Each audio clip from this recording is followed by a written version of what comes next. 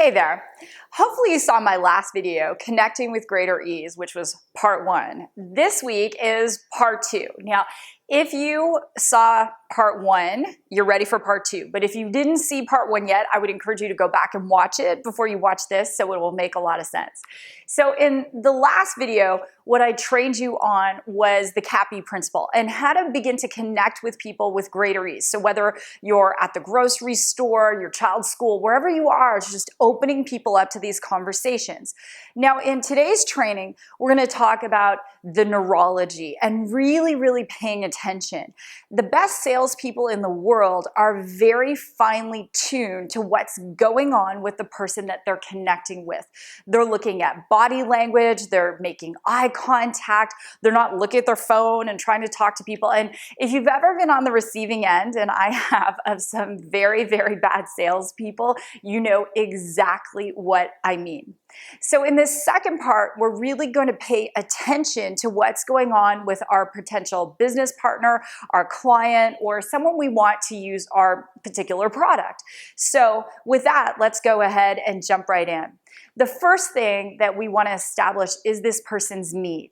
Have you ever gone to the store and there's not like, hey, how are you? How's it going? It's like, hi, can I help you find something? I was just at a store not that long ago and I think literally 3 people are all over me. Can I help you find something? Like, I just wandered in here with my 2 kids and I'm having a moment and I don't even know what I want. I was just drawn to come in, but I love it when salespeople do this because I'm like, this is the absolutely wrong thing to do.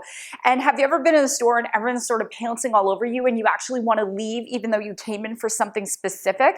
That's what amateurs do. And you guys, I want to train you to become professionals. So as a professional, you don't just do that, jump all over a person.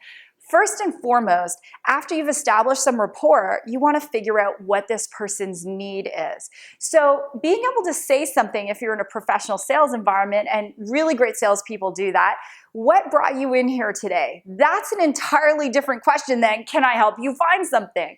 So what brought you in here today? Or how's your day going? Oh my gosh, look at the weather outside, it's amazing. Oh my gosh, your kids are so cute. Whatever it is, establishing that rapport and saying something along the lines of this. So, I just have a question for you. Not sure if you came in for something specific today, but, if there was anything that was in particular that you were looking for, do you know what it might be? That's an entirely different question. So establishing need. If you're in, say, direct sales, or you're in some kind of sales where you might not be in a retail environment, one of the things that you want to do, let's say you do a post on the internet and someone messages you, before you get into, telling them about what it is you do, after you establish rapport, like I trained you in the last video, then you want to ask the person this question. So based on my post, what was it that really interested you? Or based on the ad that you saw, what was it that really intrigued you? And then you want to be quiet. The best salespeople in the world actually speak very little, but they listen a lot and see what the person has to say. Figuring out the person's need is critical because once you know their need, now you can get to the point where your mind is beginning to work and saying, how can I position what it is that I do or the product that I have in terms of this person's need? And when I'm doing business over the phone, I'm always taking copious notes. What is this person's need?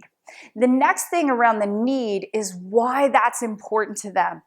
So let's say, for example, you're in some kind of health business, and let's say you've started an online health consulting business, and you've run an ad on Facebook, let's say, and someone says to you, okay, great, I saw your ad, and you've developed the rapport, and they say, I don't feel good, and I want to lose 30 pounds, and I feel overwhelmed. Then you can ask a question like this. So how long have you wanted to achieve this goal? And then asking other questions. How much money have you spent? What other things have you tried? And this is a very deep question. And we really, when I'm teaching people sales, we want to shift the neurology of the person on the receiving end. And this definitely will. Who else in your life is suffering because you are not achieving this goal. And that usually is one that gets people like, oh my gosh, okay, that's deep. So asking a lot of questions around the need. This part in any sales conversation is going to be the longest part. And the more time you spend here, the more rapport you're going to build, the more trust you're going to build. The next thing is how the person views the world. So let's say, for example, you've established that this person really, needs to get healthy, or they are overwhelmed, and you're like, okay, great, this is perfect, this is what I do. Now you want to be a Sherlock Holmes and figure out what is their view of the world. So how do they operate in the world? And there are 3 key views. Number 1 is kinesthetic.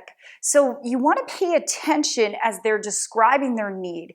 A kinesthetic person uses words like feel. I feel sad a lot. I feel overweight. I feel unhappy. I feel overwhelmed, because their whole life is about kinesiology. It's about feeling, and they will use that word more than likely in their description of what's going on. The next one is someone who's visual, and they will describe, they'll say, well, I look bad. I put on my clothes and I look gross. Or they'll say something along, you can tell I'm a child of the 80s. I just use that word. We don't edit the video, so just so you know, you can laugh along with me. So they're going to tell you about how they look. Someone, for example, let's say that you are a consultant, and let's say you sell some form of consulting service. Maybe it's you're a business coach or something like that. The person is going to tell you about their view of the world. They'll say things like the way I see it, or how I look, or how my business looks to people online. They will use these words, and that means they're a very visual person. And the third person is auditory. So as they're describing their need, they will tell you about things, perhaps like they'll say things like, well, people tell me that my idea is really good, but I'm not marketing myself well. Or I've heard that, your service is something that can really benefit me. So they're describing to you how they hear in the world. So as you know this, now you can begin, and there's a lot of nuances to this. It's really not something in a 10-minute video, but there are a lot of nuances in terms of coming back to the person using words that they understand. And so if you're talking to a kinesthetic person, you're going to say something like this: well, I feel that I could really help you. If you're speaking to a visual person, you might say something like this: look, here's what we can do. If you're speaking to an auditory person, you might say something like, I hear you. Now, these are all very, very subtle, but it's going to change the level of communication. And the way we really build long-time clients and people that we're doing business with is to have these deep relationships where we feel each other's neurology. Recently, I was working with someone, and this person is not adept at sales whatsoever. And I have paid this person some money, and they have not gotten really, to know me whatsoever. And they're communicating with me in a way that works for them, but it doesn't necessarily work with me. And so you can see that when these things begin to happen, the trust goes down, the likelihood of repeat business goes down. And what you want are lifelong customers. You want repeat buyers. You want people to spend more with you. And the way they're going to do that is because there are lots of options. Even if you do something really obscure, but there are still options out there, is building this trust and building this deep level of rapport. The next thing is really figuring out how your business links to their need. And so now you know about their need, you look at their view of the world, and then being able to say, that's great, here's what we can do. Now, again, going back to the number one need people have is certainty. If they're going to spend money with you, they want to be certain of an outcome. So if you are a life coach, they want to be certain that their life is going to be better as a result of spending whatever your coaching fee is. If you are selling someone a car, they want to be certain that they're going to have the experience in that car that that they feel they're going to have. So using these words back to them and linking back to whatever their need is. So again, if this person is a very kinesthetic person, you can begin to talk to them about how they are going to feel in the car, how they're going to feel in the house if you're a realtor, how they're going to feel when they get personal training sessions with you or coaching or whatever it is you sell. If they're an auditory person, you are going to begin to tell them how, enable linking what it is you do with what it is they want, and doing it in such a way that they're physically going to respond in the way that you want, which is that they're going to hire you or buy from you or whatever it is. So you might say something like this: you know what? I hear you. And as a result of us doing business together, this is going to be an incredible experience for you. And in fact, you know, when people are seeing you in the world, they're going to start to say different things about you. They're going to comment on how different you are. And you notice that I threw in a bit of a visual one there, but they're really hearing it. And then the visual person, you're going to start to say things like, you're going to look different. People are going to see you differently. And you guys got the idea. And the last step is prophesizing or painting a picture of how things are going to be. And one of my favorite words to do this is imagine. Something like this: imagine how empowered you're going to be after we do 4 coaching sessions, really work through your stuff and give you the tools and techniques to help you.